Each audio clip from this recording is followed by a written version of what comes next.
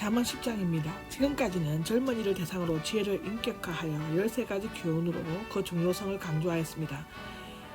10장은 마지막 31장까지는 지혜로운 자와 어리석은 자의 특징들이 대구법을 통해 나열되고 있습니다. 그 중에서 특히 본장에서는 그리고에서는 솔로몬의 잠언이 비교적 짧은 기간을 통해 지혜와 어리석음이 예리하게 대두되고 있습니다. 특히 잠언들은 인간 생활에 부딪히는 여러 문제에 대한 실질적인 교훈을 주는 375개의 짧은 구절로 구성되고 있는데, 본장에서는 의인과 악인에 대한 삶의 특징을 비교함으로써 좀 더 어려운 생활을 하도록 교훈해주고 있는 것입니다. 의인과 악인의 생활 태도가 나오는데요. 새로운 표현 방식을 사용하여 지혜를 묘사하고 있습니다. 여기에 수록된 잠언들은 솔로몬의 수많은 잠언들 가운데서 선별된 것이라고 할 수 있는데요. 열왕기상 4장 32절에 기록되어 있습니다. 사실상 본장부터 29장까지는 일정한 논리나 주제의 흐름 없이 지혜자나 어리석은 자, 의인과 악인들의 특징의 대도적인 문구를 통해 구절 중심으로 비교되고 있으므로 엄밀한 내용 구분은 불가능하고 핵심 개념어가 사용된 빈도에 따라 비교 검토해 볼 수 있을 뿐입니다. 참된 가치를 추구하는 이유가 나오는데요. 1절에서 12절에 기록되어져 있습니다. 하나님은 본질상 절대적으로 선하시고 공의로우신 분이기 때문에 악을 미워하시고 을을 사랑하신다고 기록하고 있습니다. 사람이 하나님께로부터 축복을 받는 참된 비결은 마음을 굳게 하여 악을 행치 않고 항상 정직과 공의를 행하는 의로운 생활을 하는 데 있습니다. 그리고 인간의 진정한 가치를 추구하는 참된 이유는 하나님께 대한 신앙 때문입니다. 중요한 내용을 살펴보면 아들이 아버지에게 기쁨을 주는 효도의 잠언이 장절 첫머리에 놓인 것은 효도가 모든 사회 도덕의 기초가 되기 때문이고, 불의의 재물에 대해 언급하고 있는데, 부귀는 편리하고 빈곤은 불편한 것이지만 재물은 위험이 많고 특히 불의한 재물은 무익하고 무의미하다 라고 기록되어져 있습니다. 부귀를 탐욕이라고 할 수 없으며 금전에 대해서는 간용해야 한다고 기록하고 있습니다. 잠언서에서는 부지런함과 게으름에 대한 주제가 상징적으로 많이 다뤄지고 있습니다.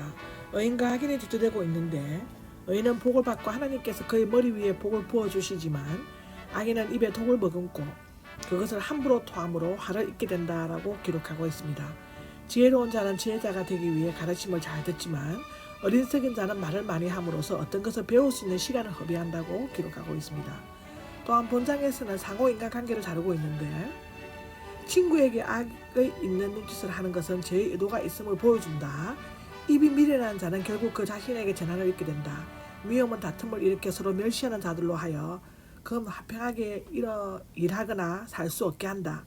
그러나 사랑은 남의 허물을 가리우고 용서하기 때문에 화평에 기여하게 된다라고 기록되어 있는데요. 고린도전서 13장 5절에도 기록되어 있고, 야고보서 5장 20절에도 기록되어 있고, 베드로전서 4장 8절에도 기록되어져 있습니다. 참된 지혜는 바른 언어를 사용한다는 것이라고 하는데요. 지혜 있는 자와 지혜 없는 자가 대두되고 있습니다. 지혜 있는 자의 특징은 그 지혜로운 말이며, 지각이 없는 자는 낭패를 당하며 등의 채찍을 맞게 될 것이라고 합니다.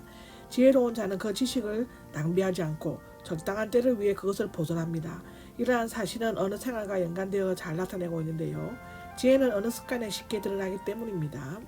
미련한 자는 말을 많이 하고 신뢰성이 없기 때문에 죄를 쉽게 짓지만, 지혜 있는 자는 말을 조심스럽게 하고 절제하기 때문에 신뢰를 얻게 됩니다. 하나님의 주권과 공의의 지혜에 연관된 게 20절에서 32절에 나오는데요. 진정한 가치관과 지혜의 연관성을 언급한 다음 하나님의 주권과 공의가 지혜와 각기 어떻게 연관되는가를 집중적으로 다루고 있습니다. 하나님의 주권과 지혜는 인간이 살고 죽는 것, 불행과 행복은 하나님의 주권에 의해 결정되므로 인간은 하나님의 주권을 인정할 때 지혜로운 자가 될 수 있다고 기록하고 있습니다. 무엇보다도 지혜로운 자는 악한 자의 저속한 말, 즉 거짓말, 중상모략, 수다가 달리 천언과 같이 고상하며 많은 사람들을 먹여 살린다고 합니다. 본문은 의인이 받게 될 영육간의 영원한 복을 악인의 헛되고 일시적인 삶과 멸망과 대도시켜 강력히 드러내고 있습니다. 특히 이 복은 본질상 세상에 속하지 않는 복으로 죽은 이후까지 누릴 수 있는 영원한 복이라고 기록하고 있죠.